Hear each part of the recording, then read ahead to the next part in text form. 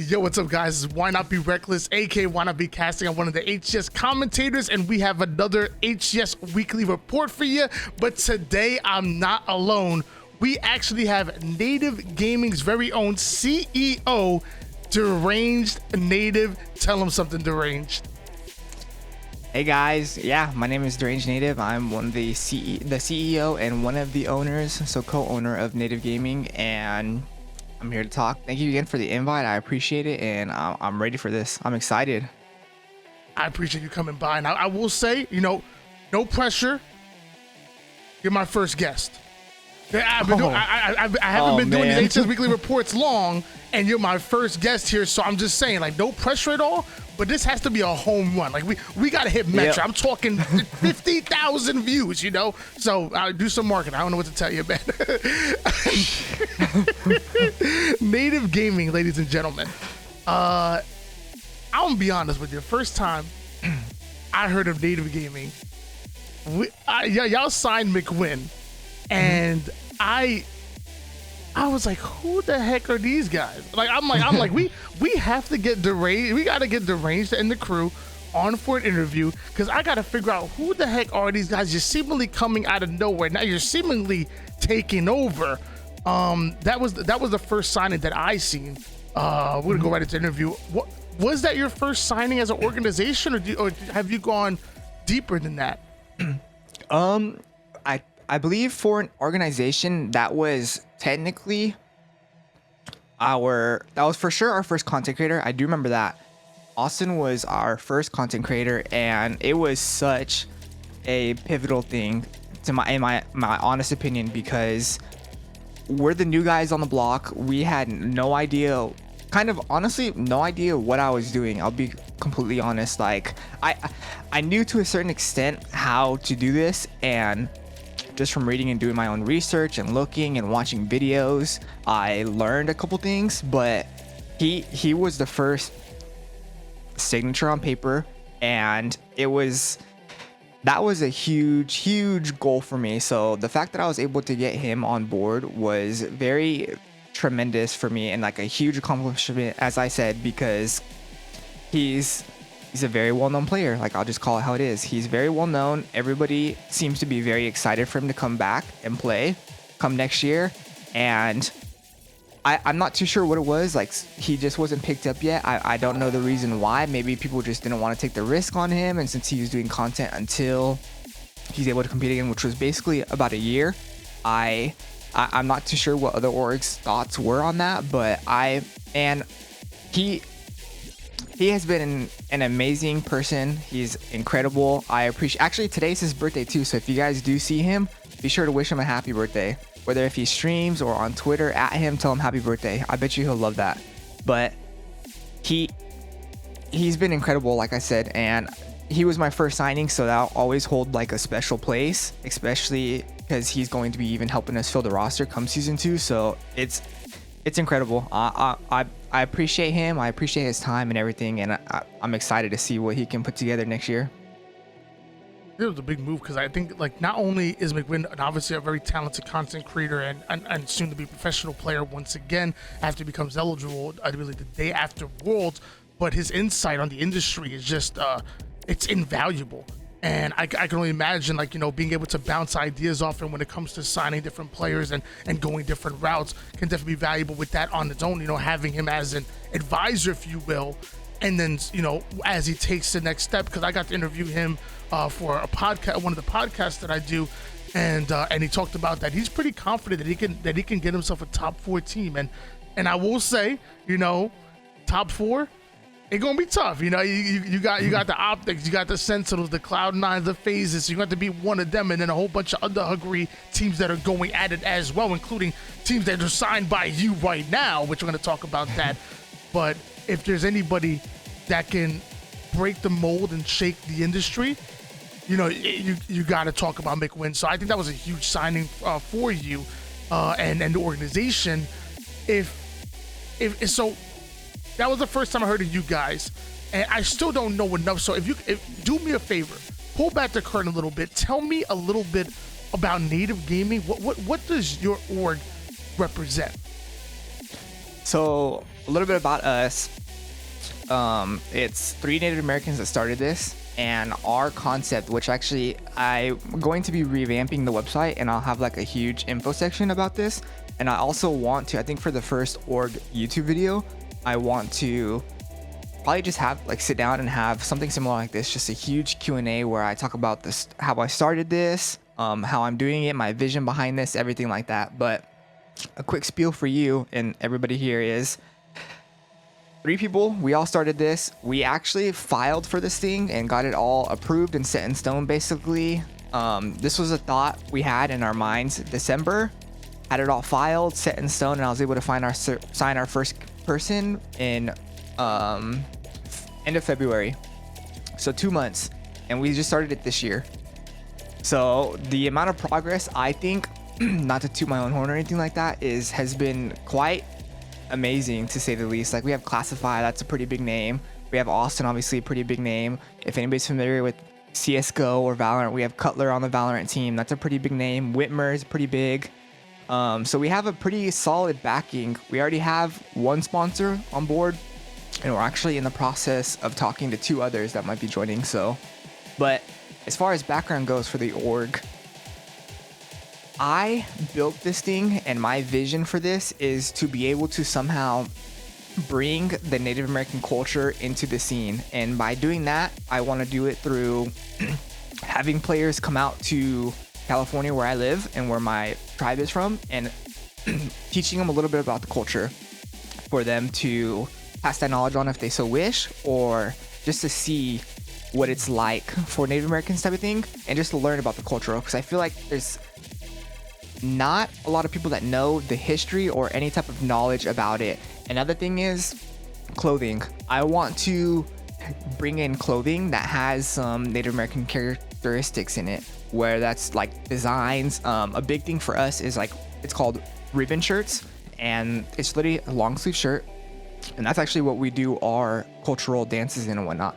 But it's called a ribbon shirt, and it's literally just ribbons on the chest that go all the way down to the shirt and on the sides and in the back. So it's literally a cultural dancing thing, implementing these types of designs onto shirts, but doing it across the globe essentially, because I have, yeah, so that red one right there, that would be it, kind of to the right.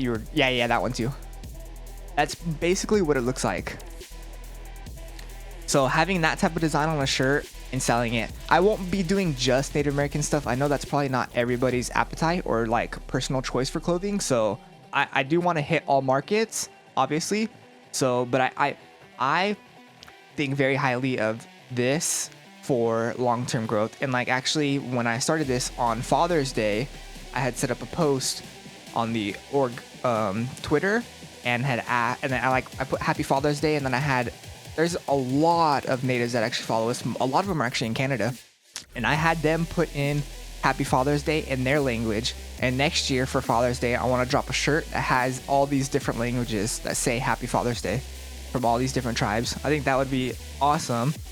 But that's sorry, I know I was ranting for quite a while, but that's basically the background story for this. And then come later, if this ever is like a potential to pop off or anything, or it ends up doing really very, very well, I want to open up a warehouse in Native American territory, which is, I'm looking more so at like Oklahoma, to where that's where the headquarters will be. That's where the warehouse will be. That's where I'll probably have a lot of the players. And my thought process behind that is that when I am able to have that fortune, I will be able to have Native American children and kids, because gaming is obviously taken over. It's becoming a very, very popular thing.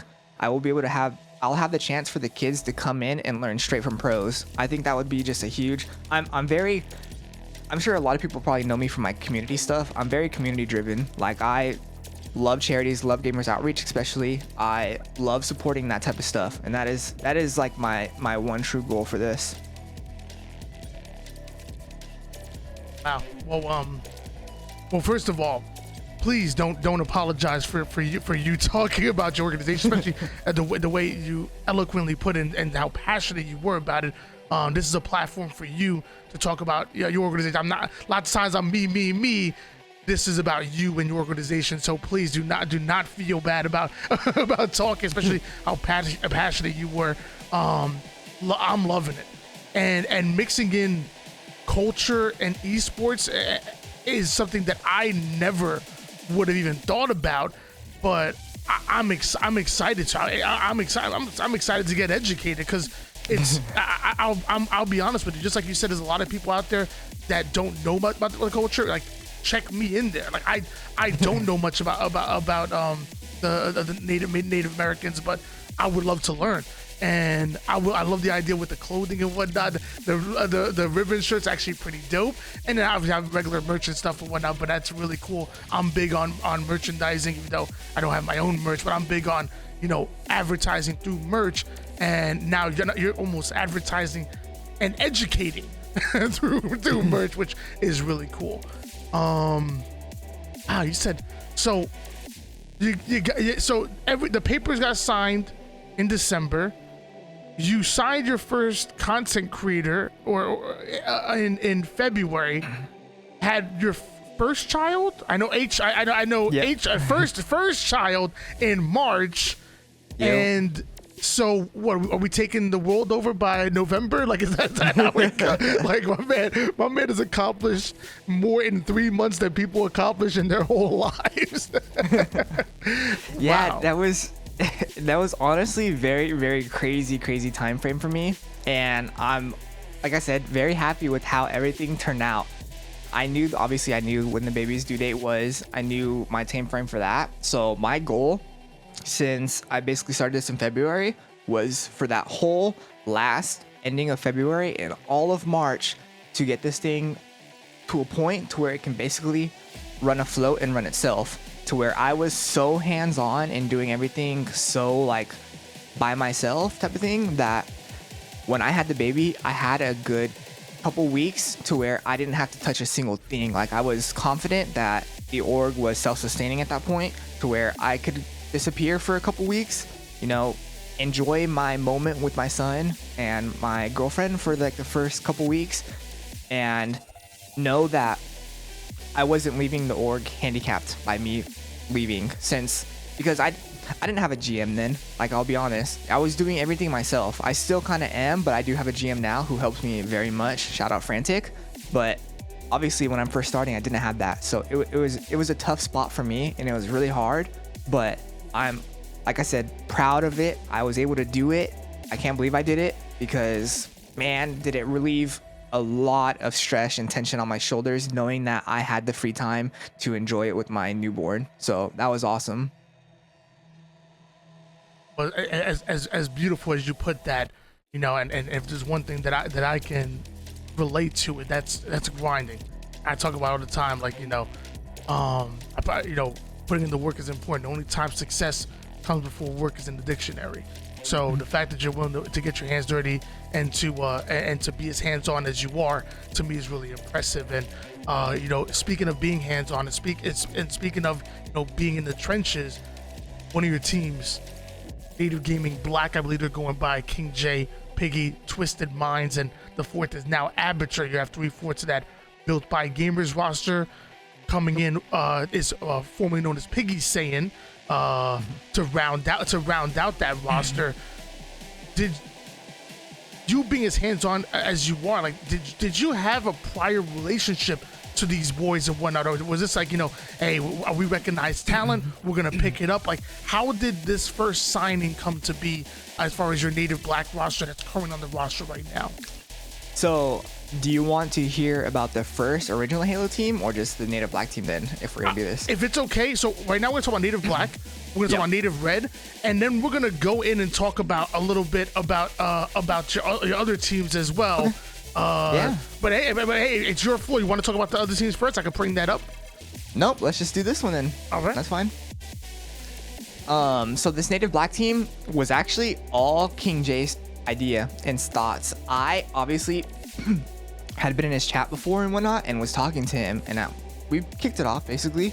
I would call him like acquaintance. So we would just talk, and every now and then, I'd probably say like once or twice we played the game together. But when that whole situation happened with their team, and my team fell apart type of thing, I actually wasn't going to do Halo for, I was actually, little backgrounds information. I didn't really want to join the scene for Halo.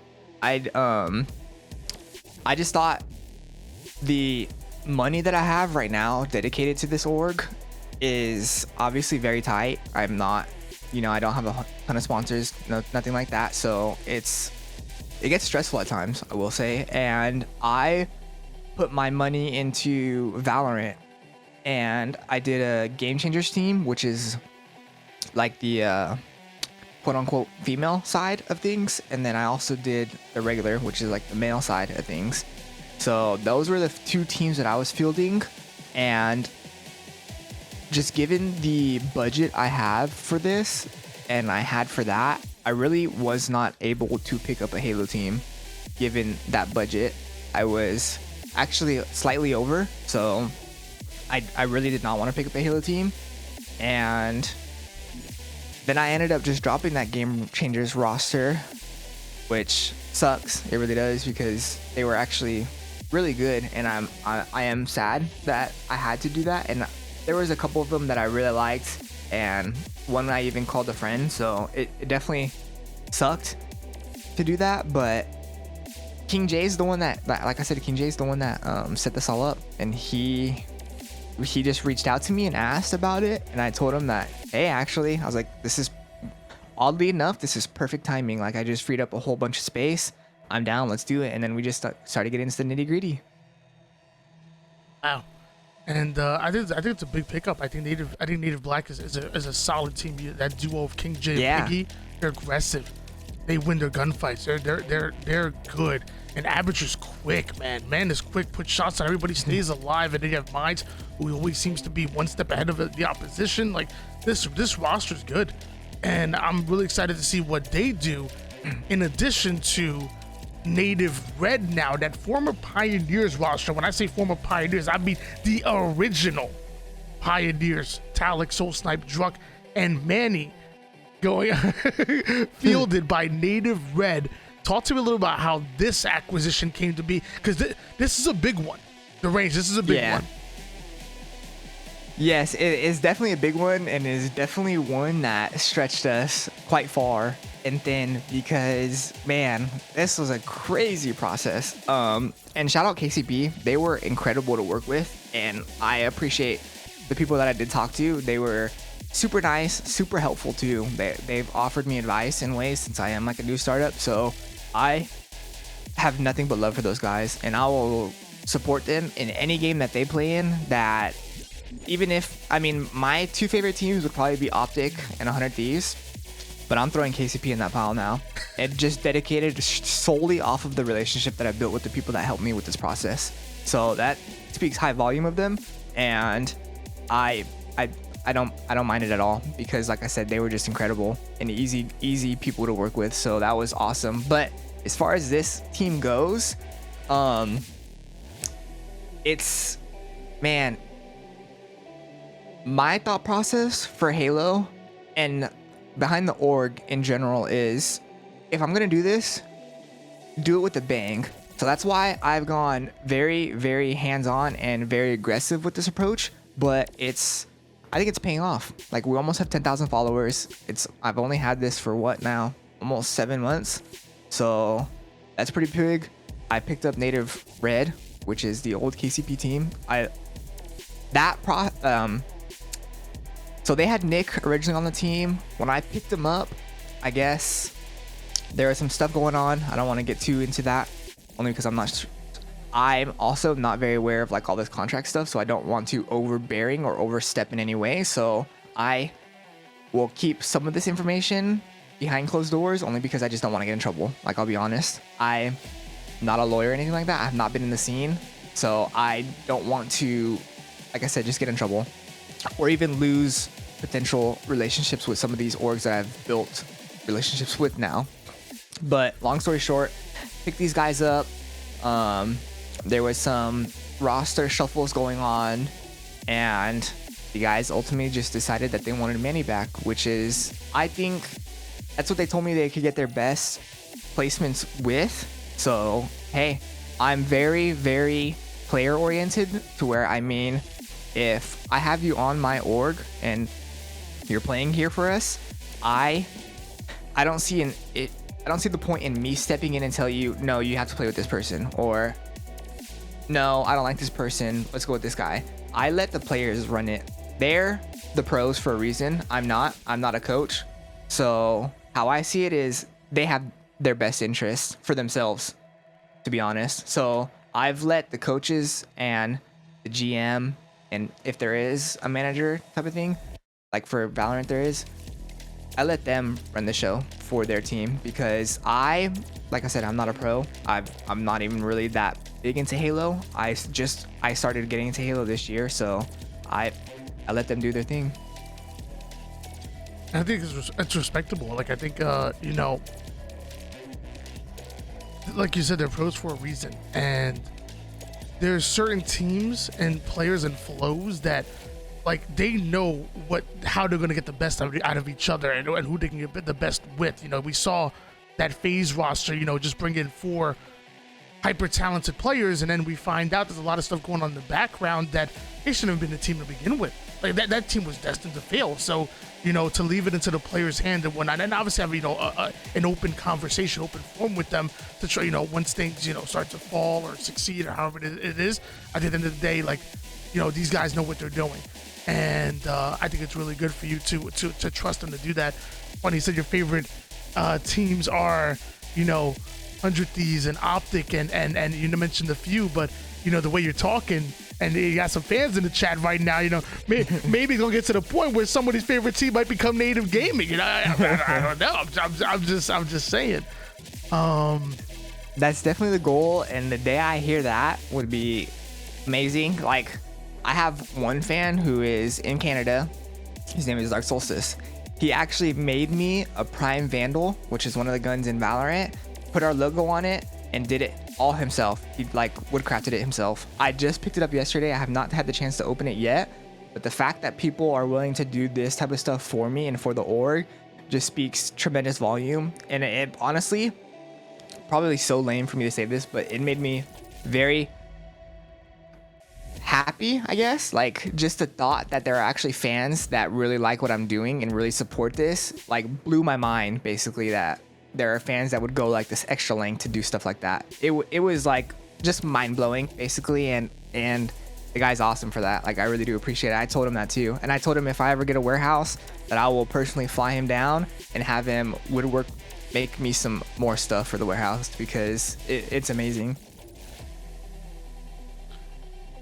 It's really exciting. It's I don't even like using the word fans anymore, because it's more it's like a family now, you know. Like, yeah, it's when you start to build community, it's honestly nice, because you want to do for them the same that they do for you, and I feel that like every day I wake up and I get to do what I love to do as a content creator and streamer, and I can never take for granted, like, you know, I'm here because there's a lot of people that believe in me, and there's a lot of love and support within the community, and it's really exciting to you know, like, you know, you want to appreciate as much as they should appreciate you, but it's not even possible, you know. It's really not. All right, well, everything can't be happy-go-lucky. You in the lion's den right now, Deranged. You're in the lion's den. I say it all the time, and I'm never hard on anybody, but we are gonna ask some questions. So, okay. Ask away. We start with right now. We're with Native Red. Right now, we see Native Black, but it wasn't always that way. At one point, we have Native going into the Anaheim Open bracket. We have Elitist, Booby Snacks, Six Story, and Blaze. Act like low key. I like this squad, actually. Sadly, didn't quite get the placing they were looking for. Top 32. You want to talk a little bit about this roster? Yeah, so that was my first roster. They came to me and asked me if I would be open to sponsoring them, which I did. And they were the first team to join the org. And My time with them was actually great. Like, I appreciate every single one of them. Gooby Snacks is like a young prodigy. He's nasty. Six Story is, I still talk to him to this day. I still talk to, like, follow his stream and whatnot, stop by, everything like that. Even Blaze. Blaze doesn't really stream, so not him so much. It just Kubi. But Six Story and Blaze, I'll pop into their stream every now and then. I'm still subbed to them. I'll pop in, drop my sub, and then chat for a little bit and then leave. But those four individuals were talented in their own way. Like, Blaze is very known from, I believe, I want to say, if my memory is not failing me, Reach is when he was most popular. And Simulito and the combine. Yep. And he taught me things that, holy shit, I would have never even figured out on my own. He was teaching me all kinds of crazy jumps.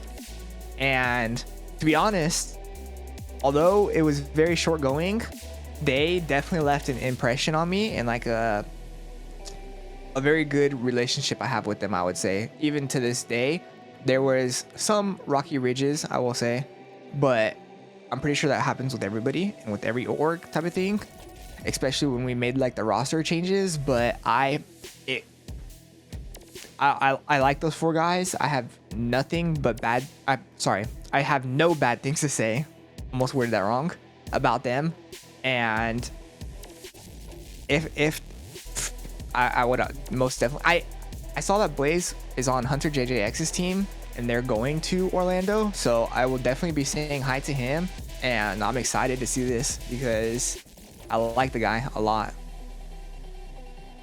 It dude's cool. You know, I've always looked at him as one of the pillars. You know, like there's a few people out there that have built the infrastructure where esports, Halo esports is right now. And when you go back to those Halo Reach days, those were important. And Blaze is definitely a part of that. One day he showed up my stream. I played a little Apex with him too. This dude's nasty in any game. It doesn't matter. Going to the Kansas City Open bracket, we're fielding two different teams. One made up of Soldier, I believe formerly known as Warrior, iSpar, formerly a SWAT kid now, then Two's kid, now competitive kid, and then Dean and Rengar, which I've seen Rengar around the block a few times. Dean, I'm a little unfamiliar with. That was one roster. So Dean is actually me. Oh, shit. I've never been to a LAN, let alone played Halo. I played Halo back in Reach, and that is the last time I touched a controller. So they wanted me to come play with them, and I was very, very hesitant because I had not touched a controller in like 7 years, and I only had like 2 months of practice. Mind you, first LAN too, so I was not sure what I was getting into, but they wanted me to join, and we played. And it was a lot of fun. I learned a lot. But yeah, it's funny that they have Dean on there and not Deranged Native or anything. I'm over here I'm a little unfamiliar with this one. I mean, it must be a young gunner. Like, that is funny. But listen, there was a second team, and we a little bit of an upgrade. I will say, like, I actually, Elitist Burton. Burton's nasty. So we brought Elitist back. We added Nerdy, and Nerdy definitely did his thing. Early Halo Infinite, I don't know if he's still competing right now, but early Halo Infinite did his thing. And then Rob the Turtle, formerly of Complexity, who's been around the block a few times. Rob the Turtle has had an amazing career. I'll be honest with you, I'm actually surprised this roster only got top 48. It's a good squad. It really is a good squad.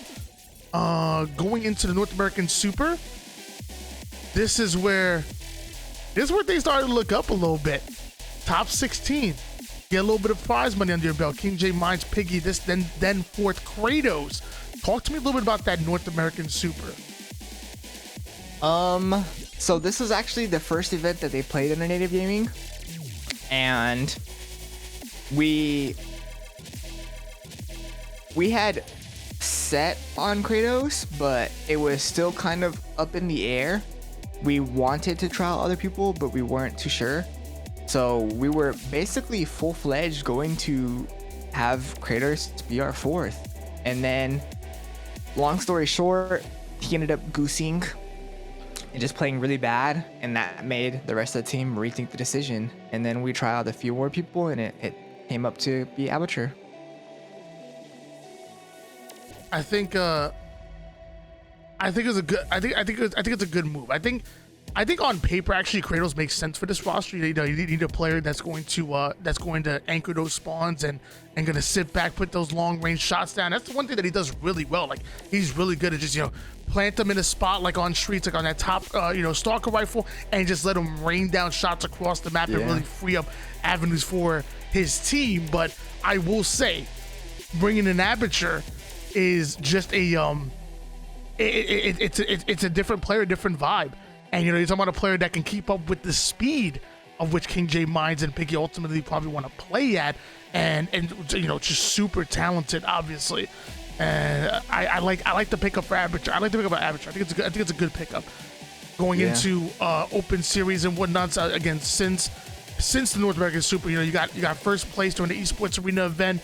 Obviously, had Huss filling in, but even top 6, top 4 in the open series. So we're starting to see a climb. We're starting to see a upward trend going in for your now native black roster. I want to talk more about the native red though, and we're gonna go back quite a bit. And when it comes to the Pioneers roster, did you know of them a bit? Did you follow their journey, or was this just like, okay, these guys became available, I gotta jump on this? You saw the talent. Like, how did we go about you and the Pioneers roster? How do I go about that? Yeah, as far as your personal relationship with them. As of right now or back then? Back then. Did not talk to the guys at all. Okay, love that. but you still saw something within them. So the moment they became available, you recognize the talent. Said, okay, I gotta make a move. And I know you said things were kind of tight a little bit, but we made the move happen. Now, since then, how are your relationship right now with the native red roster? As of right now, no jams in here. I wouldn't say it's bad. Okay. Not at all. I definitely think we have not hung out or talked as much as I personally would like to. Like I told them, literally anytime they wanted a game, let me know and I'll game with them.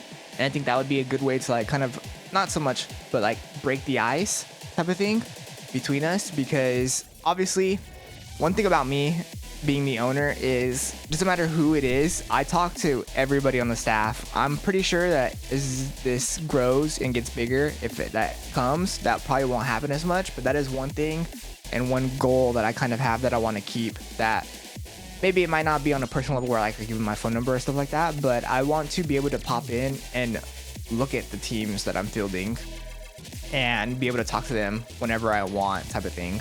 So that was definitely my goal with Native Red, and I have told them that, and I've expressed that interest to them, and I'll see if it pans out well. But that is definitely my target. I have like I said, just a goal to where I want to be able to talk and play with these guys, and for them to be able to poke at me, basically. And I mean poke up at me by getting to know me and seeing what my vision / goal is, and just learning about myself and the org, essentially. So I was talking to them a little bit before the deal finalized, and it was, I didn't want to overstep. I will say I didn't want to overstep and tell them like, hey, like, let's do this or that, yada yada yada, until the deal was basically finalized. So I was waiting, partially my fault, but I wanted to make sure I was doing it kind of like correctly. Like, not to say that anything deal could have fallen through or anything like that, but I didn't want to make room for error, if that makes sense, basically. Yeah, I can say, that's a real answer, and I can see from both sides. Like, obviously, I think we've all had like a job in our past where like a new management came in And you probably had a good experience, or you probably had a bad experience. Like, I gotta get like bad experiences where new manager comes, new boss comes in. I'm gonna lay down with an iron fist, like, and then, get over here. Are you kidding me? That you only showed up 10 minutes early to work? I need you to show up 30 minutes. You even want like what the hell's going on? Like you've been in here for 5 minutes. And at the same time, as far as like on their side of things, it can also be quite intimidating, having a new boss come in, because you don't know how to approach that. Like they don't have a personal relationship with you before, so they don't want to overstep. I'm sure you don't want to step on their toes. They don't want to come at you the wrong way. So I can only imagine that it's the real world. But at the same time, I will say that I think having that relationship is important, and luckily you picked up 4 really great guys, and I will say, they when they get to know you, they gonna throw little punches at you. They gonna poke a little fun, and they gonna do what they do. That's what they do with each other. But at the end of the day, you have a brotherhood there, and when once you're a part of that, they're gonna have your back. Because if there's one thing that I can say about Druk, Talik, Soul Snipe, and Maniac, now Native Black, by the way, Native Red, team, right, by the way, is that they have your back, and they'll fight for you. So I know you recognized the talent once they became available and you jumped on it. Did you scout them at all, or even pay a close eye going into Raleigh, Kansas City, going into NA Super with this particular squad? I mean, as a fan, there's like a certain perspective you have on each team and everything like that. But as a org, there's a whole different picture that people see. So yes, I basically keep up with all the teams to a certain extent, but as far as the KCP roster, nobody knew they were going to get dropped or anything like that. Nobody knew KCP wanted to pull out of Halo. So I never thought this was going to happen, and it's sad and it sucks that it did happen, but one door closes, another one opens. I hope maybe one day the guys can see that and realize that. But that was like kind of the same thing with like this honeymoon, or Jam said like flirting stage. It seems like they were very, very close with that org, and by all means, like, I don't know if I can even get to that point with them or anything like that. I would hope so. That'd be like my goal. But to answer your question, yes, I did watch them, and yes, I did keep up with them, and it was actually really cool to see them in KC and to have like it was like big time home field advantage. That was insane to watch. That was awesome. But yes, they were a team that I was interested in and that I was watching, but I never knew that this was actually how it was going to play out, type of thing. Like I didn't know a couple months later I'd be fielding this roster myself. Like that's like crazy to even think about. It is crazy. And so I know you have already seen the journey and whatnot, so, but the people at home might have not. So I always talk about it. You have to, in order to know where you're going, you got to know where you've been. So we're gonna bring it back all the way to Raleigh with this then KCP roster, now Native Red, by the way. Top 6 at Raleigh, not bad at all. I think that's exactly where you would expected the Pioneers to be at that time. Obviously themselves, they're the ultimate dark horse squad. I think they probably thought maybe they could make it into top 4, but I would say top 8, top 6. That's where you want to be. Anything below top 8, I think that's where we would have had questions right off the rip, especially with a new game. Mm-hmm. Going into the Pro Series, you see a top 12, top 8, a couple of 4 and 6 second place finishes, so a bit of an up and down. Hey, there's one thing I'll say about Native Red is that when it comes to these online tournaments, if you're looking for consistency, you're gonna be a little disappointed. But when it comes to when it matters most, that's when they step it up. That's when something just clicks, and you start to see it. Going into Anaheim, another top 6 finish, not bad whatsoever. Again, that's where we want to see them. After Anaheim, we're going in. It's again a couple first and second place over Esports Arena. Even during the Nissan Phase Invitational, $75,000 event, able to get top 6 as well. Going into Kansas City, which, like you said, Kansas City were absolutely on fire.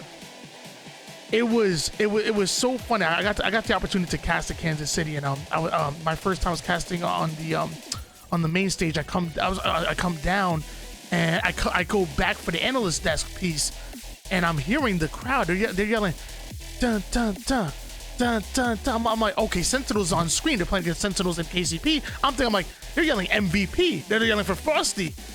No, they're yelling KCP. Like the whole damn city was on fire for them. It was crazy. That was awesome to see. It was the likes of something that I feel like Halo Esports have never had, just having a home field advantage. Like, I want that again. Like, I don't care what team it is going in. I don't care. I want to have that home field advantage once again, because I thought that was really sick. Since Kansas City, again, we see some top 6 finishes in the Pro Series, not the worst.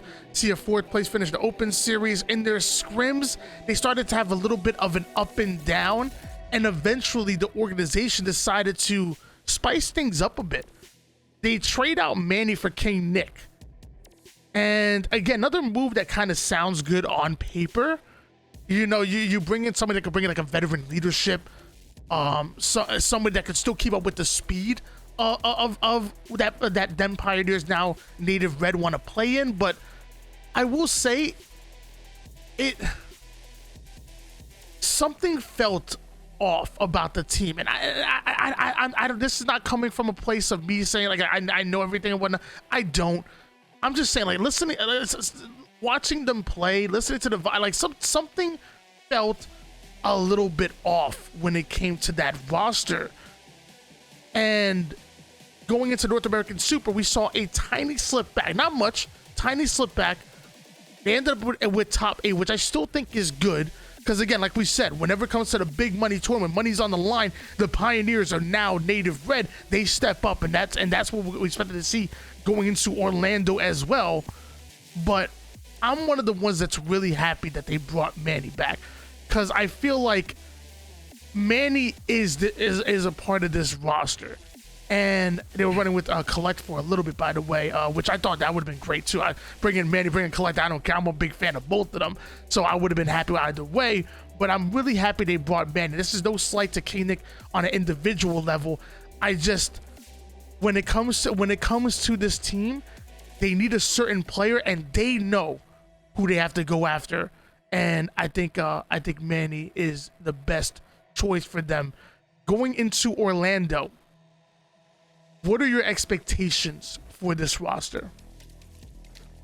Going into Orlando for both rosters, obviously, is to qualify for Worlds. That would be, honestly, I think that would be really cool to see. It'd be really cool to see both native teams on the main stage at one point in Orlando, but I think that would be even more cool to see.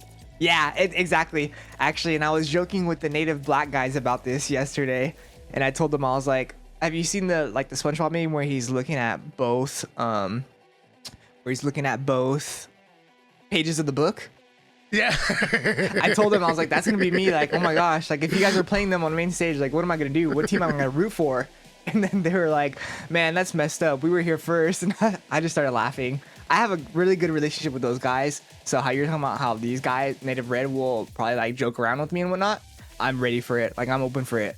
I just yesterday, Jay had told the guys that like they suck, jokingly of course, and I chimed in and I was like, yeah, they do, and we all laughed about it, stuff like that. So we have a pretty good relationship, I will say, so that's a lot of fun. But my expectations for both teams are to obviously do that. For this Native Red team, it seems like their consistent placement is 6th, and that is fine with me. Obviously, I really think that this tournament is going to be an amazing one, because G1's on the rise. Optic, Sentinels, and Cloud9 are pretty much going to stay the same, but United is also up there, and now they have Snipe Down. I think this top 6, possibly top 8, is going to be a full it's going to be like a full-on brawl, basically. I think it's going to be very, very competitive this tournament, and it's going to be fun, I think, in my opinion, and it's going to be cool to watch. But I think this is probably going to be like the most competitive one. Yeah, the fact that this native red roster can replicate a top 8, top 6 finish would say a lot, because like you said, you mentioned the complexities, the G1s, to G2s, United. There's so many teams that are competing, and then when you bring in the international, you're talking about Ascend Quadrant, Chiefs, SSG now, formerly that PK roster. It's a gauntlet. It's gonna be a bloodbath just to make it into top 8. I'm not even over exaggerating. It is going to be the most competitive run to make it into top 8, and hopefully your boys up for the challenge, because it's gonna be that. Deranged, I've taken up enough of your time. We're 45 minutes in. I know you're busy. CEO, father. No, this is fun. Halo player. Well, I wish. How about this? We're gonna do a part 2 of this, and I'm gonna make with some more content, because I ran out of tabs. I ran out of tabs here. Is there anything else that you want to tell to the audience about you, the organization, where they can find you? Please, the floor is totally yours. Yeah, we have a Twitter, NAVGG. I would like to say one thing too. I've noticed a lot of people think the org name is NAVGG. Some people pronounce it native, others pronounce it literally NAVGG. That's not the goal. It's literally just the app we had to use, because obviously we just in the scene late. So the real name for the org is Native Gaming. Native is what we would like to be going by, and then that NAV is just the tag, like per se. Let's just say Valorant. You can't use all characters. I think they're only limited to like 4 or something like that. So you have to have a tag, and obviously like player names. Some people put like the org name in their name. Obviously native won't fit for a lot of players, so NAV would be the tag. That is one thing I would like to say. Second, we will be unveiling New Jersey at Orlando, so look for that, and it'll come with a shirt and a hat, so that'll be very fun. I've had a lot of fun. Can you have one? I did get extras, so if I do have one, I'd be more than happy to give it to you. But this is just like an experiment. The jersey will be like go on sale and everything like that. The clothes, I want to see the feedback I get from it, and if it does good, then I'll like totally post it up for people to buy. But it's going to be a lot of fun. I'm excited, and I'm excited to see how this all turns out. And everybody that supports us, I appreciate all you guys. Even if you don't support us, I hope maybe one day we can earn your trust or your support somehow. And I hope, I like how people say we're the dark horse. I hope that actually turns out to something to be actually very real. That'd be sick. Ladies and gentlemen, the range of Native Gaming, and this was amazing. This is my first interview that I've done here on this show, and I would say it was great. I don't know how anybody's gonna top it. I might as well end it at that. No more guests going forward. But yeah, thank you so much for sitting down with me. And that was your HCS Weekly Report, guys. You guys have a good one.